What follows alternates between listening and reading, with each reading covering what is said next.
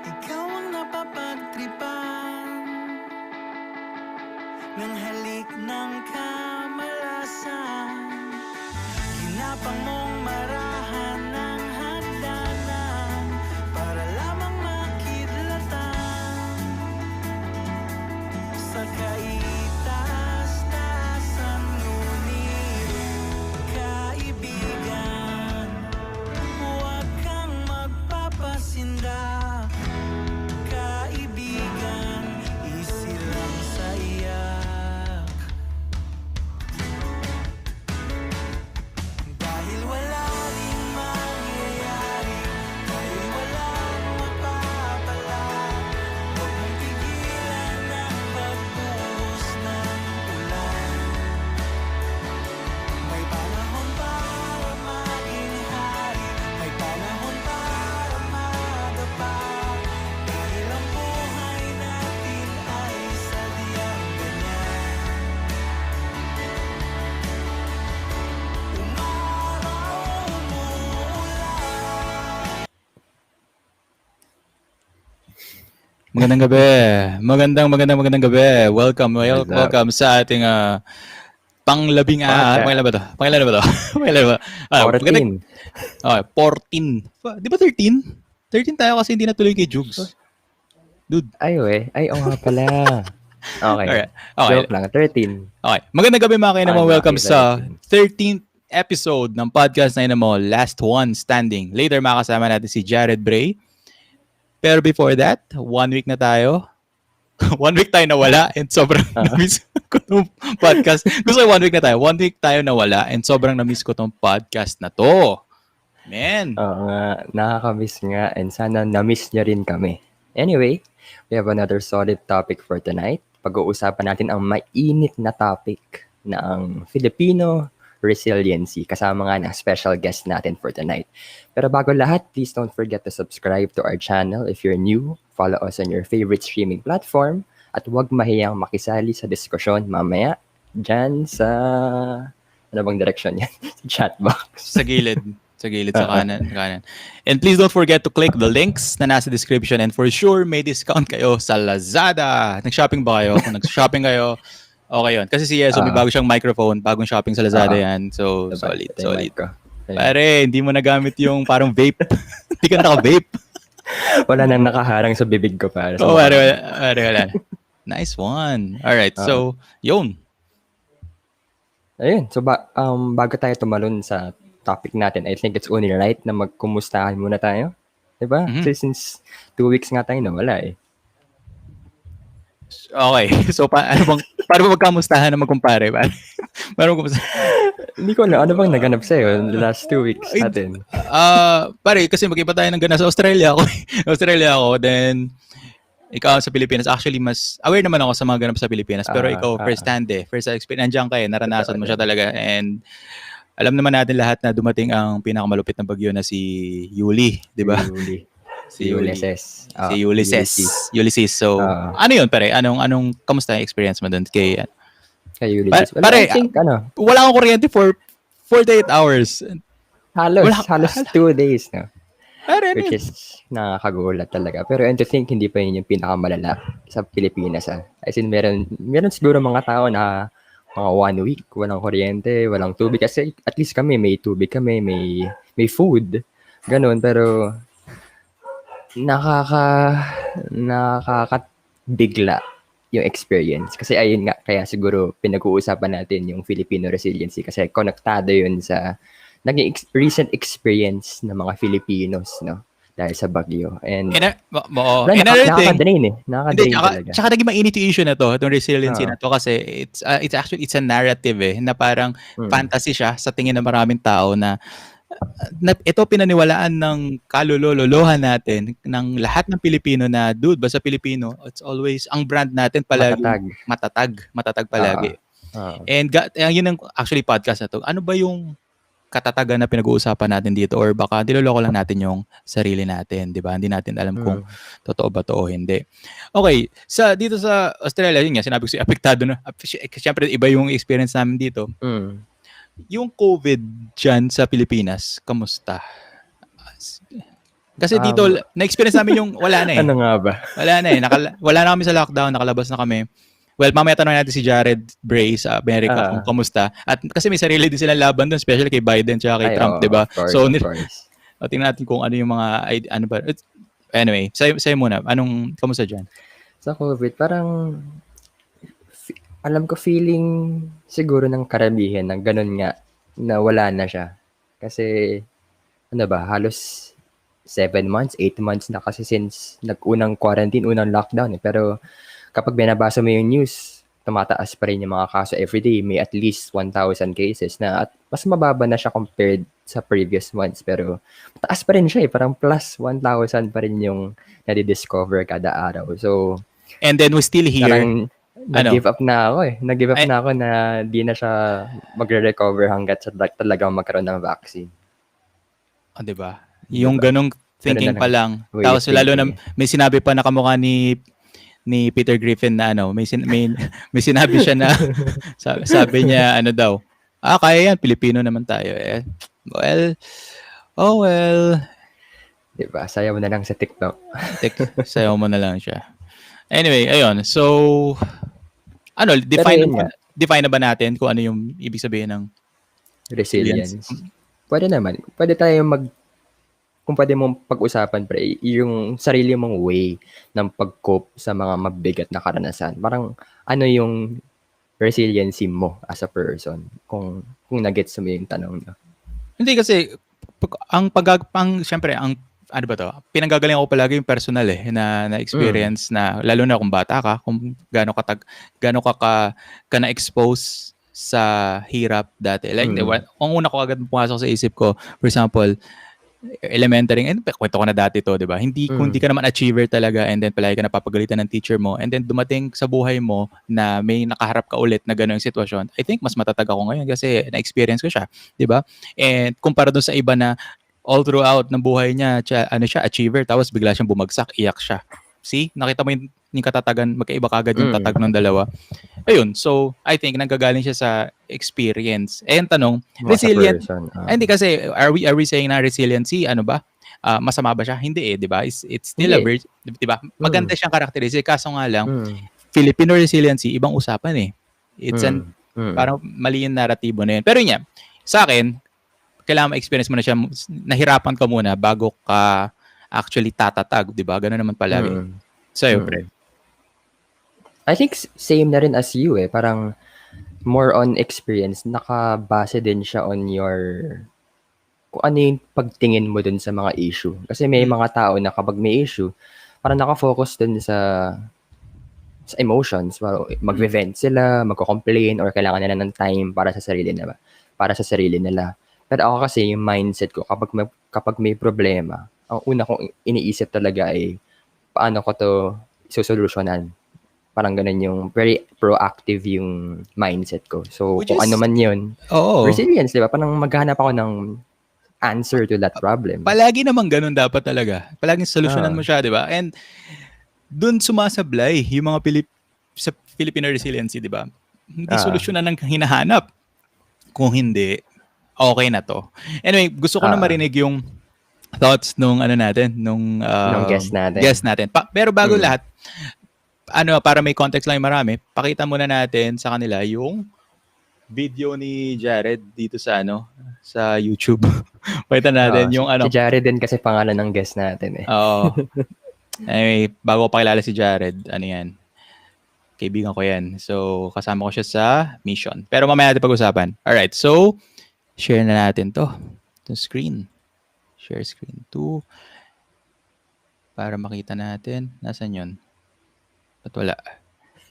Kita mo ba? Wala akong nakikita pa rin. Dude, nangyari. Nawala lang tayo ng 2 weeks pare. Nakalimutan na natin kung paano to gamitin. Dude, wala. Ayaw niya. Anyway, baka pwede mong i-hype up na rin yung guest natin. Oo nga sige. Paano ko siya nakilala? Sino ba siya? Ganun. Alright, so ang guest natin ngayon ay isang journalist, correspondent ng ABS-CBN sa US. sa Amerika. Wala pa ako napanood na live nito, pero madalas nakikita ko yung clips nito, TFC, 'di ba? The Filipino Channel, Balitang America. Balitang America. Syempre wala pa tayong kasi Pilipino tayo. Mm. Pero kapag sa Amerika, syempre ito nila yung kapit ng mga Pilipino sa Amerika, 'di ba? Pero before that, nakilala ko si Jared sa Mission. Long time ago, 2005 ko siya naging nakilala doon. Personally, nakilala ko siya bilang isang astig na missionary. So, siya na magkukwento mamaya kung paano nangyari to. And, tsaka yung mga nakakatawa namin mga experience tungkol dito. Si Jared ay Amerikano. Yun. Amerikano si Jared. Teka, pakita natin ulit one last time. Kasi hindi nag-share Sige, try natin. Share screen. Nag-glitch Parang ewan Baka sinasabi ng restream na bayad ka na. Dude, wala talaga. Ayaw niya.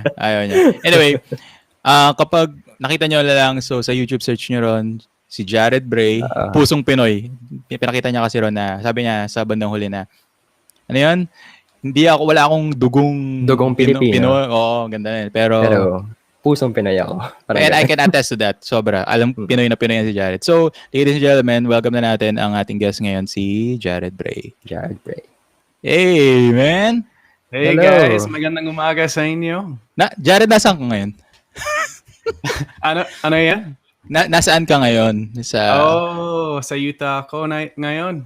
Hiwa-hiwalay tayong bansa tatlo, ha? Gusto ko yan. Iba-iba tayo ng bansa. Gusto ko na si Jared, sinasabi niya magandang umaga kasi yung oras doon what time is it there, Jared? So, ang aga naman dito, 6:00 ng umaga. Pero okay lang yan. Ginising ka namin. Kasi masayang-masaya ko na nakakapag-reunite kami ni Jared. Okay. Best friends kami. Oo. Totoo. Sa Australia pare kasi 12 midnight. 12 midnight. Actually, good morning na rin dito Midnight na rin So, dyan naman sa Pilipinas tayo ka. Siyempre, ang audience natin ay Pinoy mga Pinoy-Pinay. So, eto tayo. Nagsama-sama tayo sa tatlong bansa. 'Di ba? Okay, game na tayo. Gusto ko na makilala. Makilala mo na si Jared. Pre, kilala ko na siya, pre. Ikaw, pre, yung kilala si Jared tsaka yung mga manonood sa atin. So siguro Jared Bray Yung gusto ko itanong sa iyo ay firstly, paano ka nakapunta sa Pilipinas in the first place? Parang, could you tell us a backstory on how you as an American managed to find your way dun sa Pilipinas for how many years were you there? Yeah, magandang tanong yan. So, katulad ng sinabi ninyo kanina, wala akong dugong Pinoy, kahit konti lang. Pero Pinoy ako sa puso, 100% yan. Nagsimula yan noong 2004. Nang lumipat ako sa Pilipinas, sa Region 2, sa mga province na Cagayan, Isabela, Nueva Vizcaya, Quirino. Wow. Naging missionary ako doon. And nag-serve ako ng 2 taon doon. Na-fall in love ako sa lahat, sa tao, sa wika, sa kultura. Kaya nung bumalik ako dito sa States, nag-aaral ako ng journalism at nag-apply ako sa TFC, sa ABS-CBN at naging tagapagbalita ako sa ABS-CBN News. Nag-uulat ako sa isang newscast na tinatawag na Balitang America. Kina-cover namin ang news ng Pinoy dito sa States. Okay, wow, that's super cool talaga yan, no? Babe, ABS lang ba yung Pinoy na dyan sa US? Wala mo ibang station? Well, hindi ko sinasabing ABS. Baka may iba pa ba? Like competition? Oo. No, Filipino news din.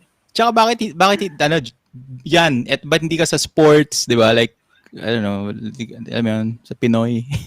Bakit yan? Bakit sa ABS ang napili mo? Wala, we have nothing against ABS, okay, ABS. Pero, sa'yo, bakit? Meron silang news bureau dito. Meron silang North American News Bureau dito na based yan sa San Francisco. So, meron silang the Filipino channel na based sa San Francisco. So, meron silang headquarters doon. And meron na silang mga correspondent sa mga iba't ibang state. Ako naman nandito ako sa Utah. Kina-cover ko ang Filipino-related news dito sa Utah. To my knowledge, parang wala namang ibang competition dito. I'm not sure kung mayroong ganyan sila GMA or TV5 or CNN Philippines. Wheelie. Okay. So, sakop ng US Wait, so ang ABS. last na to. Ano lang, like, personal na tanong. Kasi I'm just curious about your profession eh. Kasi parang dyan sa States, ang binabalita mo lang is Pinoy-related news. Mm-hmm. Tatawagin ka na. For example, there's like Pinoy family na nagluto ng adobo na masarap. So, let's call Bray to cover this, Ganun ba siya? Paano siya? Yung mga pinaka-exciting mong news na cover? Favorite ulam ko yan, adobo. So, nakita ko nga eh. Sabi ko parang... there's ang daming story dito na maari kong i-cover. There are Filipinos here na meron silang mga story na nakaka-inspire. For example, my story just the other night sa Balitang America, nag-interview ako sa isang nurse dito na nagwo-work sa COVID unit sa University of Utah Hospital. Sa akin, nakaka-inspire yan. Mahirap ang job na yan, especially right now.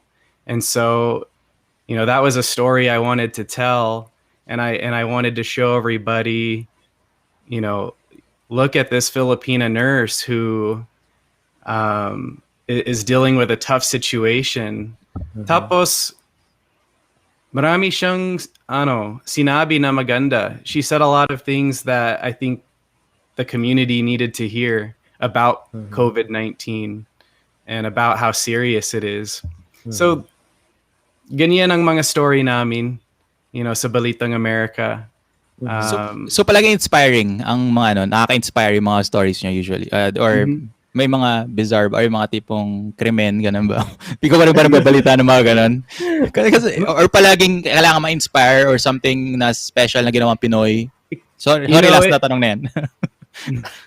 About your profession. Paano siya? Nakaka-inspire ang mga story ng mga Filipino dito. But, we also cover tough news and hard news. Gumagawa din kami ng mga ulat na masaya. You mentioned adobo kanina, di ba? Alam ko na biro lang yan. Pero, in Utah, konti lang ang Filipino population dito. So, I have done stories about Filipinos who they're trying to open a Filipino restaurant here. And they're trying to find success, I think doing that. And mahirap yan kasi yung mga tao dito sa Utah, yung mga natives, hindi sila familiar sa lutong Pinoy, di ba? So that can be a hard thing. Yeah. And so I enjoy those stories too, when I can show a Filipino trying to open a Filipino restaurant, trying to spread the Filipino culture and the food in that way.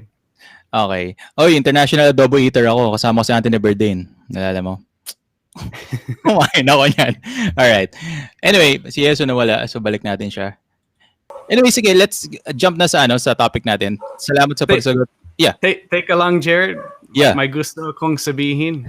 Ano yun? So, bago tayo mag-usap tungkol sa Filipino Resiliency, kailangan kong sabihin na maligayang kaarawan. Salamat. Salamat kapatid. Oo nga naman. Mahal kita, pare. Mahal ko ka. Mahal ko kakako. Mahal ko kakako. Mahal ko kakako. Inside joke. Inside joke. Talaga. Mahal ko kakako. Ganun sila mag-Pilipino. So, sige, mahal ko kakako. Okay. Anyway, Happy birthday, pare. Naisip ko na, bakit mahal kita? Sa'yo Kasi galing yun eh. bago pa lang ako sa language, akala ko na Oo mahal naman. ko ka. Hindi mahal Kasi kita. naman, Bakit nga naman mahal kita, ano? literal na translation ng I love you. Ganun nga. Mahal ko ka. Kako. Kasi yung I and you, pinagsama. Galing, Ganda. no? Ang galing, no? Ba't di naisip ng mga ano natin yan? Anyway, yun. So, mahal ko ka. Thanks, Bray. Ayoko pa tumanda, pero kailangan eh. So, yun lang. Salamat sa pag-guest dito. Go na tayo sa topic natin. Go. Okay? Nag-digress talaga tayo. Ay, ang saya eh.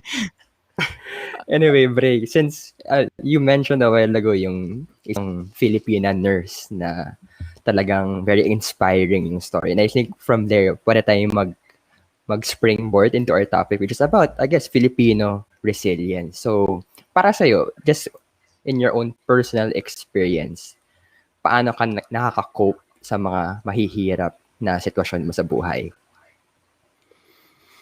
So, personally, yan ang tanong mo? Oh, wow. Kung pwede ka, if you can share. Mahirap na tanong na yan. Para sa akin, I rely heavily sa pamilya ko. Kapag mahirap ang buhay, I turn to my family for sure. And malakas din ang pananampalataya ko, and so that, importante din yan sa akin.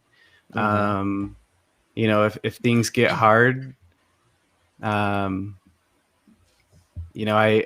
try to stay positive, and yeah, I just try to make the best of the situation and enjoy what I have with my family. Okay. Ikaw ba? Wait, kasi... Okay lang ba ang sagot na yan? Okay. Hindi, tama. Kasi wala sumagot eh. Pero yes, totoo yan. Faith, malakas ang faith ni Jared talaga. Nakita ko naman sa mission yan, family din. Pero, para mas malinaw sa lahat, wait, yung wife mo ba ay Filipino, di ba? Filipino ang wife mo ba? Tama ba? Ikaw ba yun? Ikaw ba? Sorry. Sorry, ikaw ba? Mukha siyang Pinoy. Hindi siya Pinoy. Pero hindi naman siya Pinoy. Okay. Taga-Utah siya. Pero yung mga magulang niya, taga-Mexico. There you go. So she's a Mexican. Alright. Alright. Yeah, kasi Mexican-American. Mexican-American. Okay. Yeah. Sorry, loko talaga yung mga taga-mission. Iba yung kinikwento sa akin. Pinay daw ng pangasawa mo. Okay. Pero, okay. Alright. Okay, so kasi... ko alam mo. Hindi. Kasi iniisip ko sana, i-connect sana doon na, syempre, family, di ba? Paano, anyway, hindi naman nangyari pala. So Mexicano. Hindi relevant. Mexicano pala, so hindi relevant yung tanong natin tungkol dito. Okay, so good. So, sa'yo, ito na, I think, pinaka-interesting question na. Yung resiliency, paano mo siya nakita sa mga Pilipino sa labas nung nandun ka sa Philippines, and paano siya naging kapareho ng mga Pinoy dyan, or magkaiba, or mga Pinoy dyan sa States? Oo, paano yun? Pareho ba? May nakikita ka bang similarities ng character na to? My similarities, nung nasa Pilipinas pa ako, nakita ko na mahirap ang buhay for many Filipinos. Pero, kahit mahirap ang buhay, kahit may pagsubok sila, hindi sila susuko. At ganon din ang mga Pinoy dito sa States. Their problems may be different, pero hindi rin sila susuko. I think it can be hard for Filipinos here kasi malayo sila sa Pilipinas. They have to assimilate to this new country and culture, and may subculture din ang mga lugar na that they've chosen to live in, and so mahirap yan. Pero nakikita ko na hindi sila sumusuko. Ginagawa nila ang nilang buong makakaya na maging successful and maging masaya. And so that, that's something I appreciate. Nakita ko yan sa Philippines, nakikita ko rin yan dito sa States. I think Pero, that's right. yeah, go. Go na lang, pre. I think yung resilience kasi, I think we can all agree that it's in a vacuum, it's a very positive trait. Parang we all want to be resilient, ganun. Pero at least dito sa Pilipinas, nagkaroon na rin siya ng negative connotation that the term Filipino resilience has become controversial. So I want to hear your thoughts on that. And is there a similar sentiment also in the US? Or gusto mo, pre, i-clear muna natin sa kanya na paano ba, baka kasi magkaiba yung tingin natin sa resiliency di ba? Especially tayo, lumaki tayo sa Pilipinas. And then this narrative, natanim na sa utak natin to mula noon na baka it just appears na mukhang mukhang matapang lang talagang Pilipino, pero baka iba, di ba? Iba na yung atake sa atin. So, kasi sa amin, Bray, the way we see resiliency kasi parang automatic, kahit anong mangyaring sakuna, calamities or like kung ano man, palaging nakangiti ang mga Pilipino. At parang kaya nga yung title natin, di ba? Last one standing. Palaging walang tutumba dito. To the point na we don't find solutions na. And then minsan, at yon ay parang minsan kasalanan pa ng Pilipino kapag hindi ka matatag. Weakness pa yon. And then, nagiging toxic na. Ganun ba ang tingin mo sa mga Pilipino dyan? Or, kasi ganun namin nakikita to dito. That's why we try to, di ba, to see your perspective on this. Sa'yo, Jared, anong mo rito? Yeah. Parang hindi ganyan dito. Hindi ko yan nalaman na naging negative ang narrative na yan. And when I talk about Filipino resiliency, I don't mean to glorify it. Pero nakaka-inspire yan, Filipino resiliency para sa akin. And I think ganon, yung mga Filipino dito, I think they see it that way as well. I think when we talk about Filipino resiliency here, I think it's more of a positive thing. And katulad ng sinabi ko kanina, nakaka-inspire ang resiliency ng Pinoy. Kayong Americans, paano yan? Meron ba kayong ganyang narrative or meron ba kayong ganyang characteristic na kahit ano man mangyari, like ito, COVID, like, sorry, ka ba, Republican ka ba or ano? Pero, di ba, ito, bad government na meron ka. Paano nyo siya, lumalaban ba kayo rito? Naghahanap ba kayo ng solution? O sasabihin nyo lang na, kaya natin to kasi Amerikano tayo Di ba, sinabi sa atin ni Lincoln dati na kailangan malakas tayo. Ganun ba ang kayo? So, di ba, may ganun kasi sa amin. Diba? Na parang kami, pumapatay kami, may itak kami rito Kasi si Andres Bonifacio, tsaka si Rizal, babariling ka. Normal lang. And sa inyo ba ganun? Like sa Americans, same ba siya? I think here we try to be resilient as well. You mentioned COVID. Naging political ang issue na yan dito. May mga tao dito na ayaw nila na magsuot ng face mask. They don't take it seriously. Tapos tumataas ang mga cases namin dito. Punong-puno ang mga hospital namin. So the situation isn't good. And I think many Americans try to be resilient, and I think we try to find solutions. We do what we can, I think.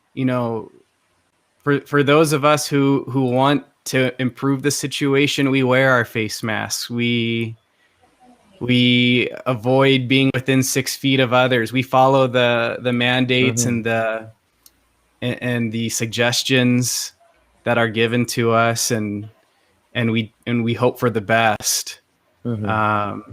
Ganon ang nurse na interview ko sa story ko. She mahirap ang situation Yeah. She's working, overtime. She's on call, and she has to go in and into the COVID unit and work, but she, resilient siya. She, pumapasok siya sa work niya kapag kailangan siya, and binibigay niya ang kanyang best na na work sa mga patient niya. Gusto niya na maging better ang situation. Okay, so ang napapansin ko, there's different ways at looking at resilience. May isang perspective na it's about finding solutions, being proactive. Pero meron din na I think a more skewed understanding of resilience. Yung pagtitiis, parang how much pain and how much suffering can you tolerate, which I think is very common in the Filipino context. So, gusto ko itanong yung opinion mo doon, especially since nag-mission ka nga, very important ang pain and suffering sa Christianity, especially kay Cristo, di ba? He suffered for us, He died for us, etc., etc. So for you, Bray, how should we perceive pain and suffering in a way that's in a way that's healthy and hindi siya dangerous? It's admirable if you can, magtiis. You mentioned yung pagtitiis, and that if you can endure hardships, maganda yan. Nakaka-inspire yan. But I hope that, I don't think we should welcome, pain and suffering. Yeah, I hope that, I alam ko na sa Pilipinas ngayon, sa Region 2, may flooding doon, di ba? And they're having to endure a lot of pain right now. And I don't wish that upon anyone. And if they can endure that, that's great. But I think it's the sooner that we can help somebody get through their pain and move on, the better. Gusto ko na hindi naman sinasuffer ang mga tao, pero masaya sila, and right now I'm feeling that way toward the Filipino people in Region 2. Heartbroken ako sa situation nila ngayon, and I alam ko na my pain sila, my suffering sila ngayon. I've read some terrible stories that that have come out of Cagayan, and sana magtitiis sila and babaon sila. Tama ba yan? Yung word choice ko? Babangon. Bangon. Yeah. Baon is ano yun eh. Sa ano yun eh. Yan, diba? Pagkain yun eh. Pagpapasok ko sa school eh. May baon kay or allowance, ganun. My bad. Pasensya. Medyo nawawala ang Tagalog ko habang tumatanda ako. So, pasensya. Okay lang. It's fine. Maayos pa naman yung Tagalog mo. Salamat. Okay, go. No, I was just gonna say that that's a good question, and so I want to hear what you guys have to say. Anong mga sagot ninyo, Jan? Yan, gusto ko. Journalist na bigla si Bray. Tayo na tinanong niya. Tayo na. Hindi kasi, ano ba naisip mo, pre? Hindi, kasi magkaiba eh. Iba yung danas, iba yung experience talaga namin when it comes to that. Kasi magkaiba rin tayo ng government. Kasi ang Filipino Resiliency to like yung problema, ito lang, very recent, yung typhoon lang talaga na dumating dito sa atin. Yung kasi magbibigay ako ng example. Oh, go. Yes, kasi you're a journalist, Bray, no? And minsan talaga nakakakita kami ng mga headlines about like Rappler, Philippine Inquirer, may picture ng bata na nasa taas ng bundok, hawak niya yung cellphone niya. Tapos yung headline, parang Filipino child goes to the mountains to look for cell signal just to do his online module. Hooray, he's very glorify na. Yeah. Tapos yung counter argument dun is, bakit ba siyang kailangan gawin Gawin yung lahat yun. ng yan? Yep. Yeah. So Ba't like, niya ano yung reaction mo dyan? Yeah. I agree. I agree that he shouldn't have to climb the mountain to do that, right? I totally get it, and I hope that the government can do more for the people. Kami rin. And you know, sana magiging mas helpful on government. Because we can't just leave it like that and expect Filipinos to just be resilient and not help the situation improve. It kind of reminds me of bahala na. That Totoo. phrase, right? I think it Bahala has na. two. It's parang may dalawang meaning dyan, di ba? For some, my negative connotation ang phrase na yan, bahala na. For others, my positive connotation, right? Sometimes bahala na, we hear that and it can mean like you're giving up, right? Bahala na. It is what it is, right? This is what it's like. And then bahala na can also mean that, you know, kayang-kaya ko ito.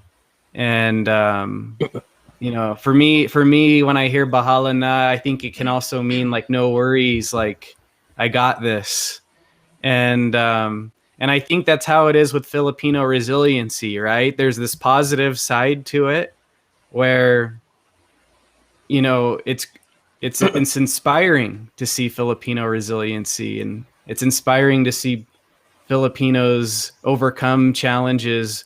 But there's also this negative side that you guys bring up, and we need to see the government do more for the people and improve the infrastructure and improve the situation so that we don't have to, you know, so Filipinos don't always have to be so resilient, right? So Kasi, sorry Brea, kasi yung government, ginagamit nilang excuse ang resiliency, itong narrative na to, para mas maging relax sila, mas hindi sila gumawa ng solution. At kaya mas nalilito na tuloy yung mga tao kung dapat pa ba, 'di ba? Kumbaga nahihirapan ka na, meron na nga tayong third world na mentality na, 'di ba, resiliency, tapos hindi ka na makalabas dito sa aquarium na to, hindi ka na makalabas dito. Plus wala pang ginagawa yung government. And so in the end, nasa nakalock ka. Kaya ganun ang tingin namin dito sa Filipino resiliency. And people glorify this attribute na hanggang ngayon. And ngayon nagsimula na kaming problemahin itong attribute na to kasi nagiging excuse na nga ito para walang gawin yung government. 'Di ba? So, yun, kaya natin pinag-uusapan ito. And, di ba, pray Jesus. So kaya gusto namin para sana pagtabihin yung perspective na sa US. Sa US ba? Doon ang hirap kasi i-compare dahil first world ang US, tapos, di ba, third world ang Philippines. Pero, siguro nagsawa kami, yung mga Pilipino lang siguro natanggapin na ito na lang palagi. Siguro, survival of the fittest na lang talaga kami. Ito na lang ba kami? Diba? So, yun nandoon. I think hindi dapat. Tsaka parang dapat graduate siguro kami sa term na deserve, or dapat may mas deserve pa kami na, diba, bilang mga Pilipino. Parang gano'n. Ganun yung point. We deserve better. Ganun. Yeah, we deserve better. Yun ang iniisip namin. Kasi parang hanggang lang ba kami? Akit lang ba kami buntok palagi? Diba? Parang pag may bagyo ba, which is regular na may bagyo every year, wala pa rin ba ginagawa yung government about this? 'Di ba? 'Yan ang natin palagi. Pero kasi meron tayong ganong perspective eh. We know that there is something better. Whereas kung kunwari yung batang 'yan, di naman niya alam na hindi normal yung ginagawa niya. Parang feeling niya yun talaga yung kailangan niyang gawin para makapag-aral. So I think doon ako magtatanong na paano ba natin malalaman talaga na how much pain should we endure? How Exactly. much suffering should we endure? Mm. And how do we know that parang hindi na to normal eh. Kailangan talagang may systemic change na mangyari. Parang, di ba? How do we know, where's the line that we draw there between resilience and parang needing actual change sa sistema? Ganon. Mhm. Hindi ko alam ang sagot sa tanong na yan. Pero, sorry kasi marami kami talagang tanong din. Kami ni Yesu, paano ba to Yesu? Ang dami natin ito problema actually. masasabi ko. Oo nga, dami natin bagahin. No? Okay. Sorry, marami kami bilang Pilipino eh. Baka manghingi kami tulong sa'yo, di ba? Ganun lang. Hindi, Jared, go lang. Go lang. You just have to you just have to endure, and make the best of the situation and do what you can to make it better and hope that things can get better. And yeah, you just have to get involved at the simplest level, I guess, and start making change. Okay. Right? Start at the barangay level and do what you can to make your community better, and hopefully it goes up from there. Mm-hmm. But I completely agree with you. We see these typhoons hit the Philippines, and we get the same results, right? And I natatandaan ko nung missionary pa ako sa Pilipinas, we experienced typhoons in Region 2, and we experienced the flooding, and it's difficult to see that how many years later, 14 years later, ganun pa rin. it's still we still have the same problem. Exactly. If not worse. And so nakaka-frustrate yan. And wala akong sagot sa problema na yan, unfortunately. Okay, wait. Sorry, di kami lang, opinion lang kasi to dahil nga, syempre, parang brain picking lang, di ba? Kasi galing ka nga sa ano na. Naintindihan namin to. Hindi kami ni Yesu talagang, na-issue lang talaga kami in life. Marami lang kami problema. And siguro, yun nga, mas nararamdaman namin tong experience na to bilang Pilipino. Yun nga, hanggang dito lang ba tayo palagi? Siguro parang naghahangad kami. Gusto namin ng better pa. And ayaw lang namin makontento siguro na hanggang dito lang ang Pilipino. Siguro, nandun kami. Kaya minsan naghahanap na kami ng solution. At madalas, lalo na, especially, aware ka naman siguro kung gaano kasama ang government ngayon sa Philippines. Sa mundo. Joke. Sa mundo. Diba? So, kaya ang hirap niya. And then, nagigets namin sinasabi mo rin, Bray, syempre, lalo na, hope, di ba? Magkaroon tayo ng hope, magkaroon tayo ng tiwala, sa ganyan. Pero again, there's this harsh reality na nasa harapan natin na hindi natin kayang takasan talaga palagi. And maraming tao hindi nakakaintindi nito, di ba? So, baka may magawa man lang, sana tayo. Yun ang iniisip namin. Yeah, hindi ka maghihiwalay. What am I trying to say?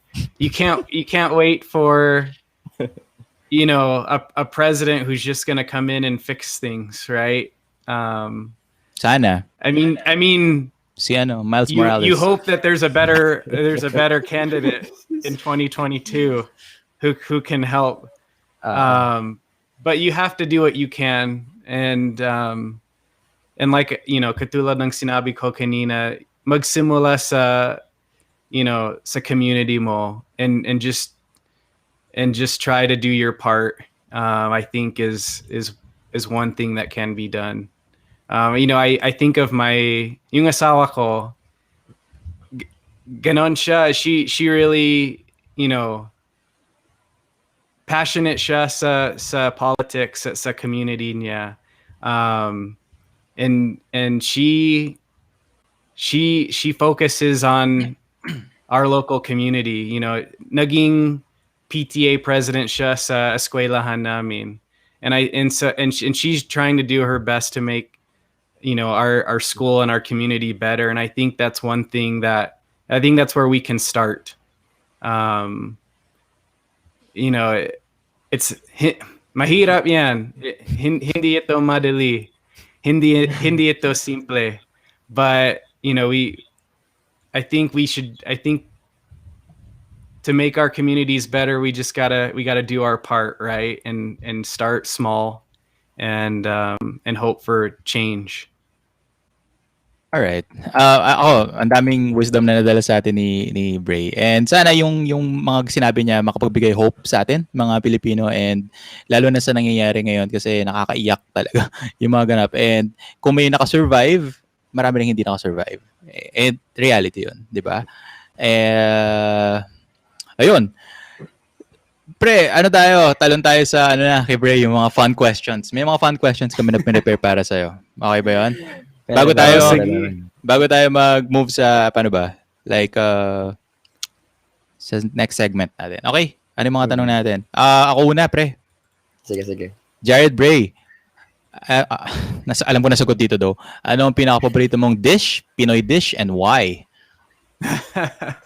Ang dami kong favorites, adobo, bangos, ano pa? Marami akong favorites. I guess I would say adobo. Kasi kapag kumakain ako ng adobo, parang time machine yan para sa akin. Parang kapag kumakain ako ng adobo dito, parang bumabalik ako sa Pilipinas, sa mission ko. Gets. It's nostalgic. Nakaka-nostalgic yan para sa akin. So, ibig sabihin, pag nakakain ka ng Greenwich dyan sa Utah, maalala mo yung tuge. You still remember that, man? Di ba? Alam mo yun? So Greenwich, yan ang favorite kong fast food. I know, man. Kumakain ka ng malaking gano'n. Sabi ko, parang, alright. Pero noong 2015, noong bumalik ako sa Pilipinas at nag-visit ako, I tried a new restaurant. Walang nung missionary pa ako, walang restaurant na ito. What's the name? My chicken. Hulaan tayo. Hindi naman. Ano klase siya, Bray? Like, chicken lang? Parang green yung color nila. Green? Green. Inasal. Inasal. Mang Inasal? Ayun, Mang Inasal. Ang galing. Oh, ang sarap. Yan ang bago kong favorite, Mang Inasal. In the Philippines, yung Mang Inasal kasi, we have only rice. Is only it rice. also like that sa Utah na parang tatawag ka lang ng waiter? May parang may bucket of rice. Na ibibigay sa'yo. Wala namang only rice dito. Pero, Bray, natikman mo yung Mang Inasal. Kapag bumalik ka sa Pilipinas, tikman mo yung JT's Manukan. Okay? Times 100 yun sa Mang Inasal. Okay? Magmumukhang puwet yung Mang Inasal. Okay? Pero, totoo. Alright. Pare, Bray, trust me. Alam mo natin yung taste ko sa ganyan. Pare, JT's. Okay, next question natin. Bray, ayan, ikaw na. Favorite mo yung adobo? Meron ka bang Pinoy dish na ayaw mo talaga? Parang hindi mo masikmura talaga yung lasa. And gusto namin, mga Pinoy. Pero ikaw, parang, why? Wow. Okay lang, Bray. Di kami ma-offend. It's normal. Resilient kami. I would have said dinuguan noon. But I recently had dinuguan. Sarap yun, man. Masarap naman yun. Totoo. So, hindi lang healthy, pero sarap. Yeah, I like it all.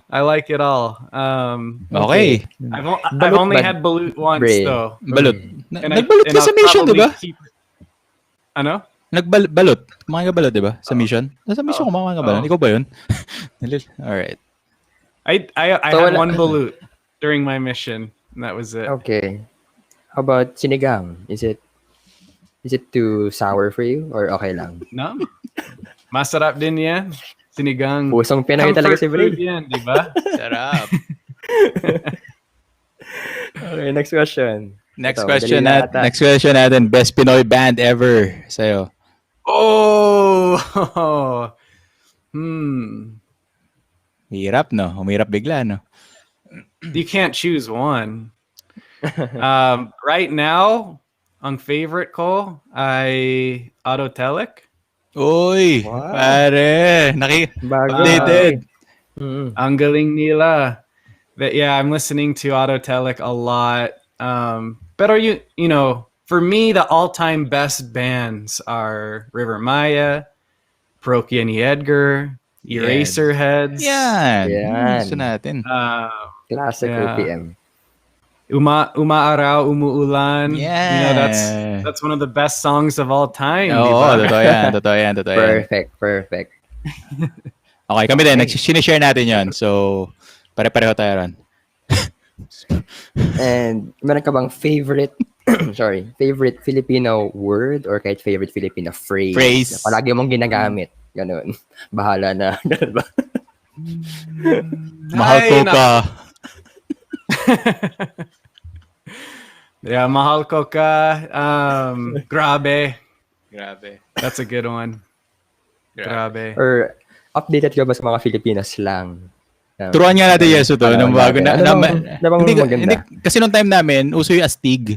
Kaya madalas sinasabi ko sa mission. So kumalat siya eh. Pero ngayon, ano na eh, iba na eh. Ano ba yung... Sana all. Ganun. Sana all, yan. Malupit. Yung mga malupit yan. Malupit. Yeah, hindi ko alam kung up to date ang slang ko. Yung slang na ginagamit ko, it's from 2004 or 2005. Astig, hanip. Okay pa rin naman. Pwede naman, bagay pa rin. Checo. Ako nga may isa tayong commission na nagturo sa akin ng slang 2004 eh. American slang eh. Sabi niya, what's crackin'? Luma-luma na nun eh. Sabi ko parang, wala na nagsasabi nun eh. Wala nagsasabi what's crackin' eh. Sabi ko parang, ilalala ko eh. Kwento ko mamaya ako sino. Anyway, last na question natin, Bray, pre. Jebs. Jebs. Jebs, yeah. Jebs. Pag marami ka kinain sa inasal, Jebs ka. Anyway, last question. 3 words na magde-describe how you feel about the Philippines or Filipinos. Man. So how many words can I say? Or are you just saying 3 words? 3 words, yeah. Like, kahit iba-iwalay sila. Like, standalone na words lang. Like, ano ba? Like, kanya. Astig, gano'n. I would say... Okay lang, hindi kami ma-offend ah. It's okay, man. 3 words. When I think of the Philippines and the Filipino people, 3 words that would come to my mind are Suck it. pag-ibig. Alright. Alright. Pag-ibig. Nice. Pag-ibig. Nice. Okay. Kulit natin yes. I would say home. Home.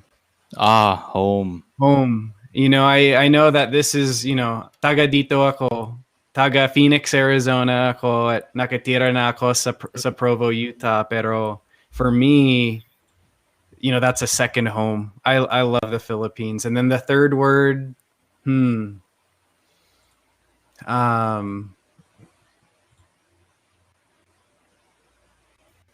third word for me, I guess I would say Inasal. maganda. Okay, maganda. Pinag-isipan mo pa yan, pre. Maganda. Alright, maganda. Alright. Yeah. Alright. You know, maganda Pilipinas. Kay ganda ng Pilipinas. Kay ganda ng Pilipinas. Alam ko na hindi perfect ang situation ng maraming tao doon. Pero kay ganda ng Pilipinas, kay ganda ng kultura, kay ganda ng outlook ng mga tao. Ang babait ng mga tao doon. And yeah, for me, the Philippines is just so beautiful in every way. Agree kami dyan. Good to hear. Oo. Nakaka-inspire. Na-inspire ako bigla. Parang kalimutan ko bigla na yung mga pangit nangyari sa bansa.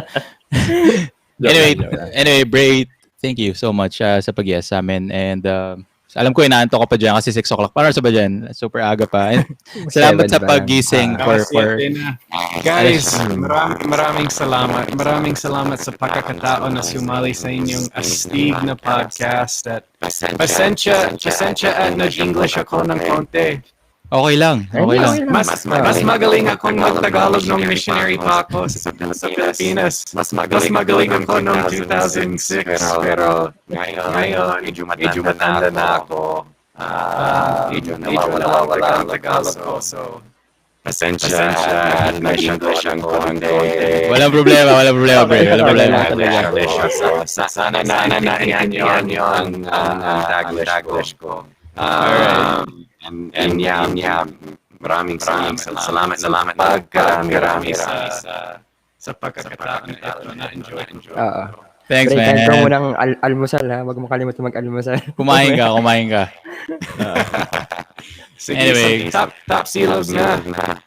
Inasal. Upload. Yan ang favorite. Top silos. Okay. Yan ang favorite. Anyway, thank you, Bray. And yun lang. Miss kita, pare. So, usap tayo ulit. PM na lang. Miss din kita. Mahal ko kako. Mahal ko kakako. Okay. Ingat kayo. Ikaw din dyan. Maraming salamat. Salamat. Alright. Salamat. Thank you, Bray. Alright. So, Mukhang maraming na-share naman si Bray sa atin. oo naman. And yung, na yun, lalo na, ko ngayon like, birthday ko ngayon. So, para sa akin, parang nostalgic lahat. So, ilang years pa, 15 years ago, naalala ko yun. So, yun, kanina nga pag-usapan natin tungkol sa resiliency, di ba, na bilang, perspective ng dalawang Pilipino na nag-uusap, di ba? So, ikaw, anong, lalo sa mga local na nangyayari sa atin ngayon, paano mo tinignan yung like sa Twitter, yung mga ganap sa Twitter, yung mga galit nila ng mga tao? Valid ba to para sa'yo, pre? I think talagang valid yung outroar, yung outrage ng mga netizens tungkol nga sa concept ng Filipino Resiliency. Kasi para sa akin, nagiging panakip-butas na talaga siya eh. Parang lahat na lang ng suliranin natin, yun na lang yung nililabel eh. Basta dapat tiisin nyo, dapat matatag kayo, dapat ngumiti na lang kayo, magiging okay na lahat. And I think finally, nagka-catch up na sa mainstream media na hindi na yun sapat.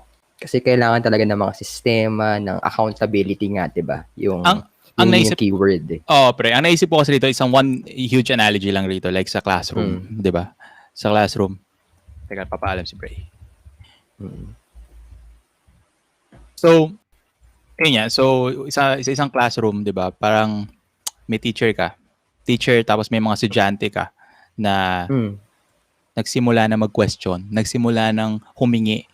Like, parang isang classroom na walang kwenta yung teacher, hindi tama yung binibigay na walang solusyon, di ba? Hinahayaan lang nila kasi iniisip nila na naka-enroll naman itong mga batang to, palagi na lang sila mag-aaral. So, okay lang kahit na hindi na ako magturo, wala na ako binibigay na lessons, di ba? And dumating yung time na nagtanong na yung estudyante. Parang gano'n ko siya nakikita, yung tungkol sa resiliency na to. Kaya hindi ko siya matanggap na minsan naawa ako or na talagang mali na for me itong nangyayari ngayon. And sama si Bray actually tungkol doon sa government. Wala naman talaga isang instant na solusyon. Yung gobyerno, di ba? Wala naman, hindi naman natin masasagot lahat ito. But again, subukan natin siya problemahin, di ba? Pero problema natin siya eh. Sa'yo, Pre, anong take mo rito? Tsaka I don't think naman mutually exclusive yung pagiging resilient tsaka yung pagkaroon ng support system. And I think mas lalo kang magkakaroon ng resilience kapag nandun yung mga support system in place, 'di ba? Parang paano ka nga, 'di ba? Katulad ng sinabi ni Bray, yung nakakatulong sa kanya, yung kanyang pamilya, 'di ba? Paano ka makakaasang maging resilient ka kung wala kang mga shoulders to lean on. For example, wala kang kaibigan, wala kang family. In our case, wala kang matinong gobyerno. Government. Oo, 'di ba? Kung wala 'yan, parang mirage lang talaga yung konseptong resilient. Parang hindi tayo resilient, parang magaling lang tayong tumiis sa mga problema eh. Tapos, mentality na siya.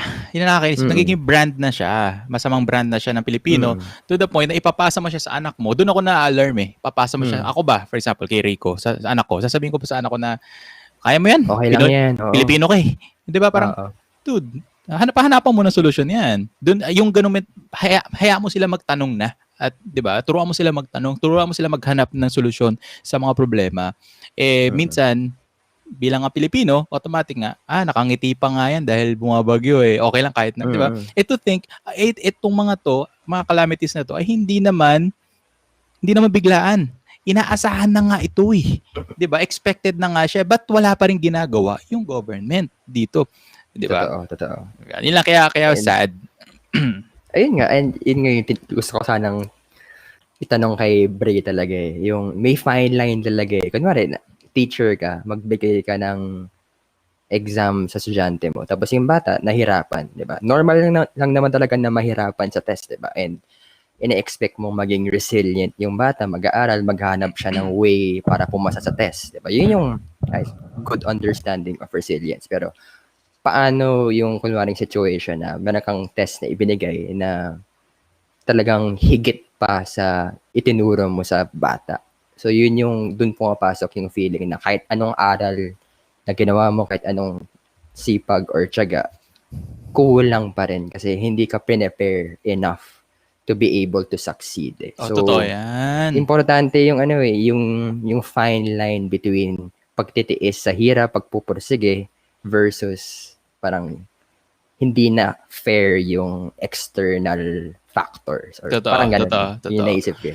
Kaya nga, yung for example, yung si Bray, hindi ko naman kasi siya masisisi, di ba? Like, alam mo, Amerika yun eh. Amerika yun, di ba? And nanggagaling tayo nagsimulan kasi tayo magtanong, sa kanya na magtanong, na I don't think masasagot niya rin kasi nga, nandun siya sa US. Iba yung konteksto niya. Iba yung konteksto niya. Ayun.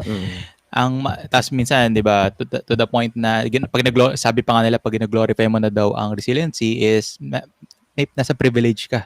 Di ba, privilege ka? Kasi, di ba, hindi mo nauunawaan talaga yung pinanggagalingan ng mga naghihirap at yung mga namatayan, yung mga nakaranas talaga in the first place. Ayun. So, maganda lang siyang, may solusyon pa tayo rito, pre? Or may, ikaw, anong mo rito? Ano nakikita mo rito? Well, actually, maganda yung point mo doon na. Naisip ko talaga, it's really a point of privilege to say na wala, unfair to. Pero, diba? Kapag nasa position ka na mahirap ka, wala ka na magawa, yun yung only way for you to survive. Eh. Kung hindi ka magtiis, hindi ka buhay. Pero, diba? ang naglagay sa sa posisyon na yun ay hindi rin ikaw. Di ba? Kumbaga, napunta nga sa isang kahon na yun na ikaw mismo, wala kang kinalaman, ba't ako napunta sa kahon na to? So, dun yun, magtiis ka dyan, nandiyan ka, parang, pero may kasi diba, may iba pang kahon eh. Ano yung alternative eh? Kung hindi ka ngumiti, parang ang hirap na, di ba? Kung hindi mo pilitin yung sarili mong maging masaya, ang hirap mag-survive eh. Di ba? Kaya, feel ko ganun yung mentality ng iba na wala na akong ibang option eh. Well, I think okay lang naman yun yan. Umiti, magkaroon ng hope ulit. Pero pag dumating na yung point na hindi ka na humingi ng tulong or hindi ka na, hanggang doon ka na lang, I think doon nagkakaproblema. At toxic na tong sinungaling itong sinungaling itong klaseng mentality na ganito na dapat hindi na to maipasa. But again, hindi ako against sa resiliency. Like, for me, okay yan sa Pilipino. Positive pero, trait pa rin naman. Pero may hangganan. Siguro may hangganan siya. Dapat. Yeah, yan lang yan. At syempre, wala tayong may bibigay na sagot dyan. Sagot pa rin yan ng nga mo na. Complicated talaga. Complicated siya. Okay, so, I think, natin to. I-wrap up na natin tong episode natin. Anyway, thank you kay Angelo. Wow. Thank you. So, bumati. Actually, marami na bumati kanina sa akin sa social media, sa Facebook and all. Pero thank you sa lahat. And then, si Angelo, nandiyan siya palagi. So, thank you. Di rin siya makatambay. Gumagawa pa siya research. Safe ka lagi. Safe ako lagi. Thank you. Sana safe ka rin palagi. Alright. Tsaka anyway, kung hindi mo naman to mapanood ngayon, lalabas pa rin naman to sa YouTube eh. Tsaka, ipapost naman din natin to on your favorite streaming platform, kung Spotify man yan, Apple Podcast, Google Podcast, we're everywhere halos. No? Tsaka syempre follow mo kami sa social media, sa Instagram at podcast_nang_ina_mo at sa Twitter at podcast_ina mo. So, ano pa ba? Very good. Ipa-plug natin, pre. Kakasimula ko lang ng YouTube account ko. So, pwede nyo siyang seryoso yun kasi nag-ano ngayon medyo so, may consistent ngayon sa though ang content ko kasi ginagawa ngayon is medyo family. Nakabase ako sa family kasi ginagawa ko sa buhay ko. Tapos bibigyan advice doon sa mga gusto makarating dito sa Australia, sa mga Pinoy. So, yun lang, yung content ko. Pa-subscribe naman po. Thank you, Jared Uy. Tsaka kay Yesu, subscribe na rin kay Yesu, please. kahit di ko alam kung may content si Yesu, pero subscribe na rin kayo ron. Sa account ko na lang, okay. And then, Lazada. So, click nyo yung Lazada sa description sa baba. And please, kasi marami kayong perks na makukuha dyan. And, yun, patuloy lang tayo. Si Jugs Hugueta, sana go siya kasi parang initially sinabi niya na go siya this next week. Next Friday. Exciting din yun. Kasi gusto ko rin siya makausap.